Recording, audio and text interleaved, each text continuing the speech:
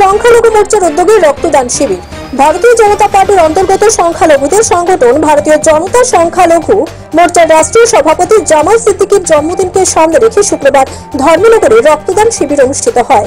এই রক্তদান শিবিরে প্রধান বক্তা হিসেবে উপস্থিত ছিলেন রাজ্যের সমাজ কল্যাণ ও সমাজ শিক্ষা দপ্তরের মন্ত্রী শান্তনা চাকমা।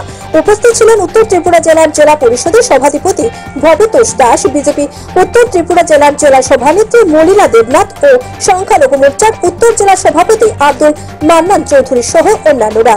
উক্ত রক্তদান শিবিরটি অনুষ্ঠিত হয় ধর্মনগর অর্থেন্দু ভট্টাচার্য স্মৃতি ভবনে।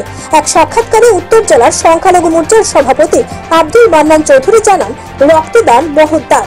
এই চিন্তাধারাকে সামনে রেখে উত্তর জেলার সংখ্যালঘু মোর্চার উদ্যোগে এই রক্তদান শিবিরের আয়োজন করা হয়েছে। ভারতীয় জনতা পার্টি রাষ্ট্রীয় সভাপতি শ্রদ্ধেয় জামাল সিদ্দিকীজির জন্মদিন উপলক্ষে আজ ত্রিপুরা প্রদেশ অন্তর্গত উত্তর ত্রিপুরা জেলা ভারতীয় জনতা পার্টির সংখ্যালঘু মোর্চা আজ রক্তদান শিবিরের আয়োজন করেছে। কারণ রক্তদান একটা মহৎ দান, সেই দানকে কেন্দ্র করে আমরা আজ ধর্মনগর স্থিত ছোট টাউন হলে অর্ধেন্দু ভট্টাচার্য টাউন হলে আমরা সংখ্যালঘু মোর্চা প্রায় 100 জনকে আমরা রক্ত দিতে সক্ষম হয়েছি। আপনার নামটা? আব্দুল মান্নান চৌধুরী, আমি উত্তর ত্রিপুরা জেলা সংখ্যালঘু মোর্চার প্রেসিডেন্ট। শুক্রবার সংখ্যালঘু মোর্চা আয়োজিত এই রক্তদান শিবিরে মোট 38 জন সংখ্যালঘু মোর্চার সদস্যরা স্বেচ্ছায় রক্তদান করেছেন। বর্তমানে গোটা উত্তর জেলা জুড়ে রক্তের ব্যাপক সংকট চলছে।